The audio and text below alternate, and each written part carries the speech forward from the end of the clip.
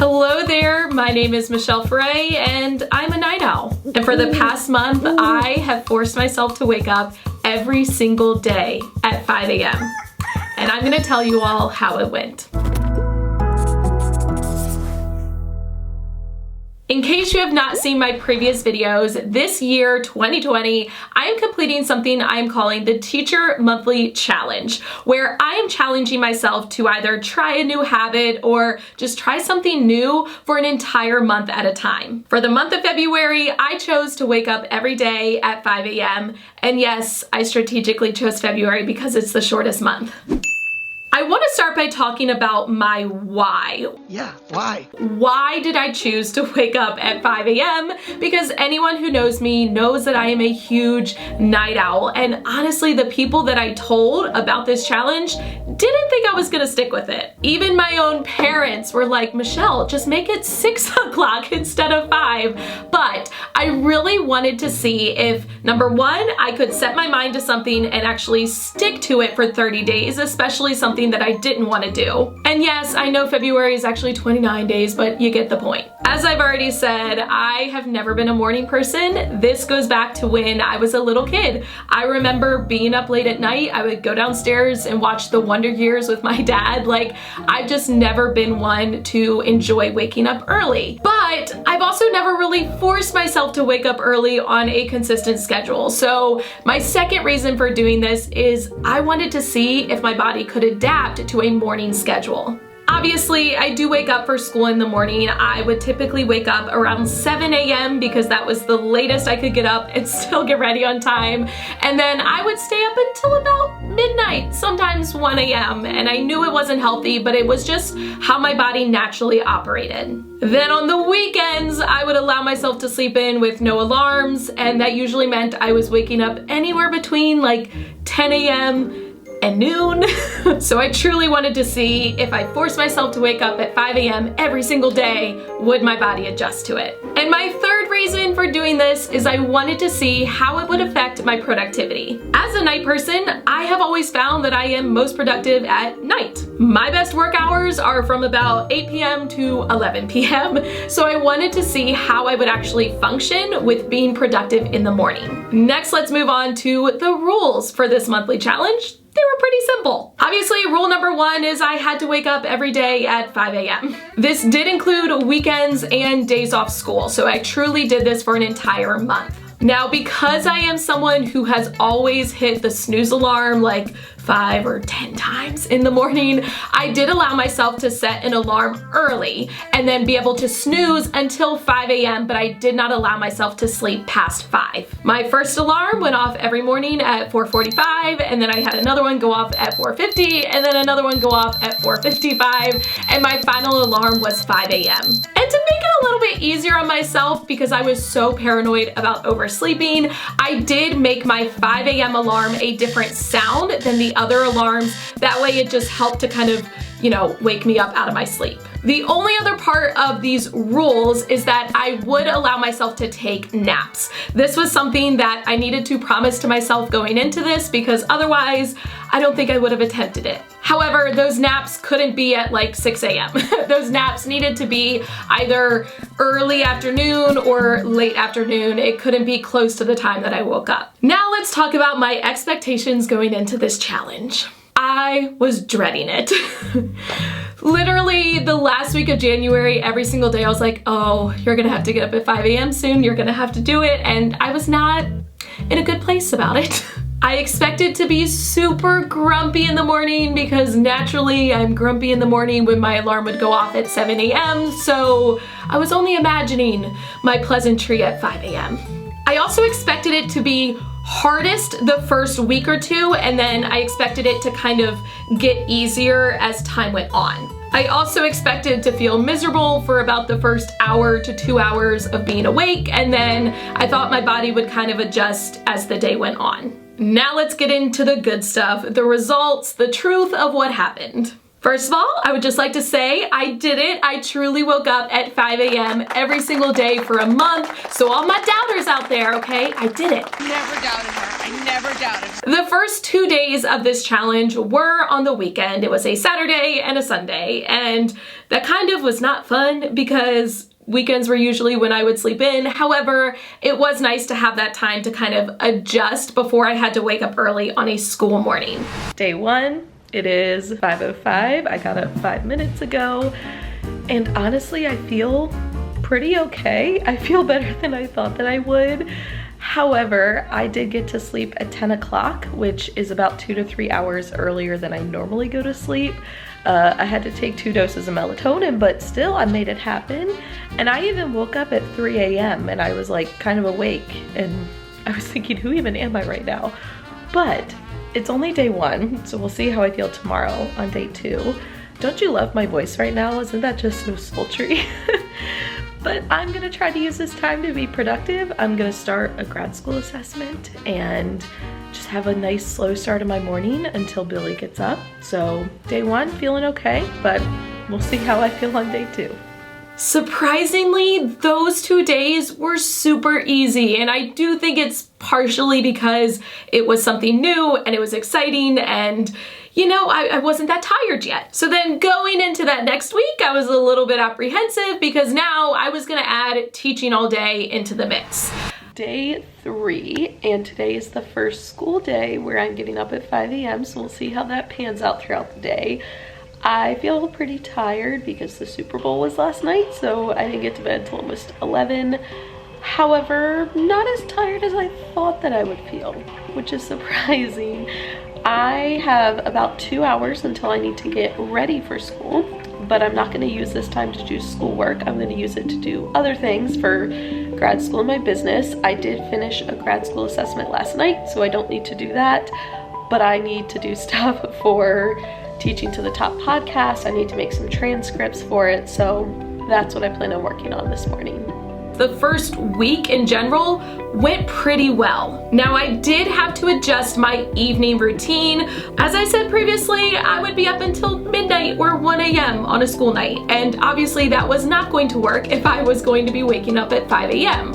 So I did establish a new evening routine. I go to the gym in the evening times. I thought about doing it in the morning, but it just wasn't what I wanted to do, so I kept my routine of going to the gym after school, and typically I get home from the gym around 7:30. With my new evening routine, I would go ahead and shower right away, so I was ready to go for the next day, and I would eat dinner and relax just a little bit, and then I would get in bed by 9 p.m., which I literally think is a record for me, but I was asleep pretty much every single night of the challenge by 10 p.m. If you want to watch my full evening routine, I will link it for you down in the description box. I will say, moving into the second week of the challenge, it started to get harder, which was kind of the opposite of what I was expecting. I thought by that point my body would adjust, but rather I felt like I was slowly depleting my sleep resources. I don't know, I guess because I'm used to sleeping in on the weekends, having to get up early on the weekends just kind of felt draining to me. Day 7.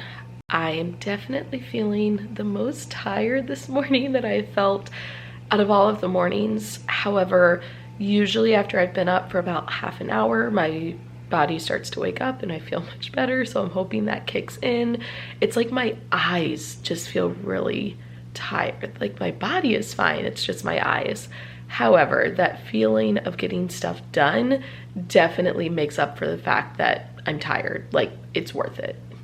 Day 8, which was a Saturday, I took my first nap, and I did it in the afternoon kind of accidentally because Billy took a nap and I told myself I wasn't going to, and before I knew it, I was napping. And honestly, it was the biggest mistake I made this entire challenge. First of all, I am not a person who does well with naps. I wake up very groggy, and that is exactly what happened. And that night was my worst night of sleep the entire challenge. I could not fall asleep to save my life, and I probably got about 4 hours of sleep that night. So I learned the hard way not to take any more naps. Moving into the school week during the second week, I felt like every morning I would wake up, and during the first week, I would be pretty awake within about the first 15 minutes, but the second week, I would wake up and I was sitting on the couch just trying to keep my eyes open. It was not a fun time. I had to use some serious willpower to stay awake.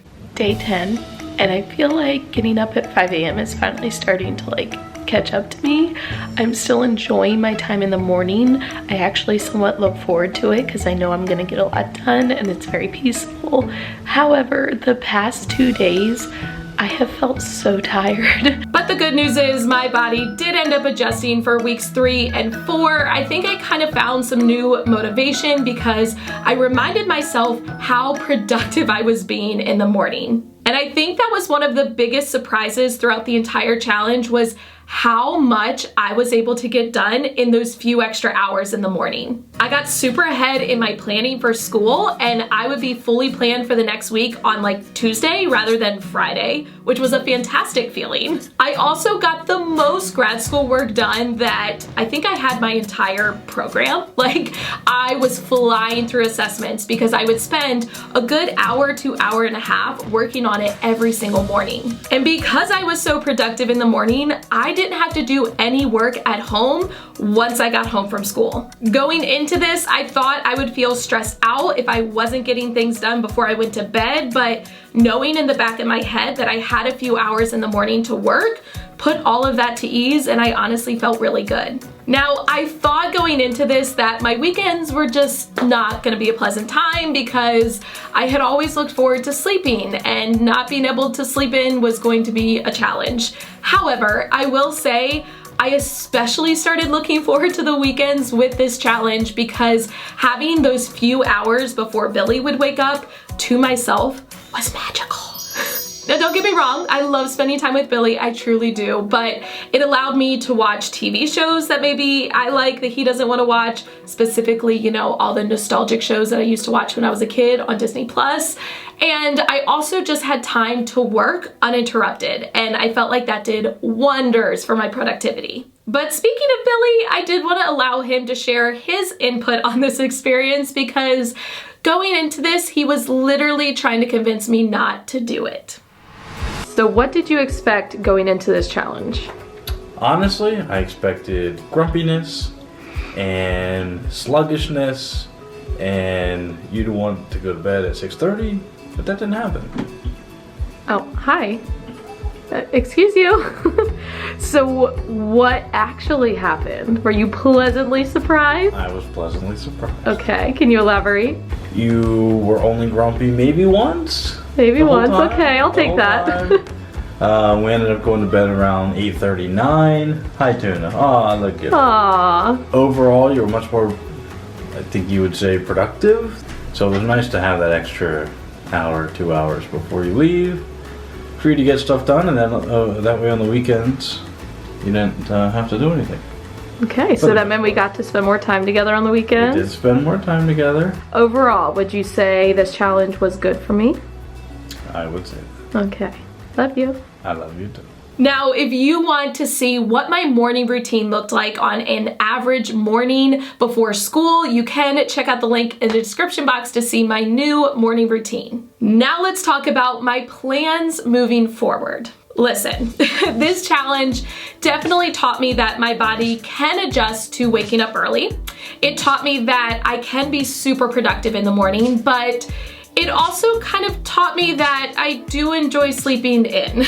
One thing that I did not enjoy with this challenge was knowing that every single day I had to get up early, and I've always used sleeping in as kind of a reward for myself. Like if I got a lot done the day before, then I could sleep in the next morning, and I did miss that. However, I did really love how productive I was, so it's this weird balance of I want to sleep in, but I also want to get a lot of stuff done. So here is my very loosey-goosey kind of plan for moving forward.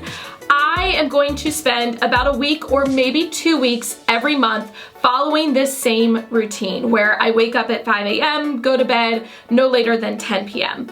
However, I am going to spend the other 2 to 3 weeks each month following the schedule I was previously following, where I sleep in on school mornings until 7, and then on the weekends I allow myself to sleep in. I plan to spend those weeks where I do wake up at 5 a.m., kind of boosting my productivity for the month, so specifically doing it at the beginning of the month, because that way I can get a lot of things done, and then I can have kind of an off week where I don't have to get as much done and I can allow myself to sleep in. Another thing I kind of missed with this challenge was being able to stay up late, because I have always enjoyed staying up late, especially because Billy is also a night owl, and especially on the weekends I felt like I was missing out on time with him because we used to always play games and things late at night and I could no longer do that. So I definitely want to be able to bring some of that time back into my schedule. But overall, I will say I was very pleasantly surprised this month. I didn't hate it as much as I thought I would. I actually enjoyed it, and it almost made me sick to say that because I never thought I would say that in a million years, but truly I did enjoy this challenge probably about 80% of the time.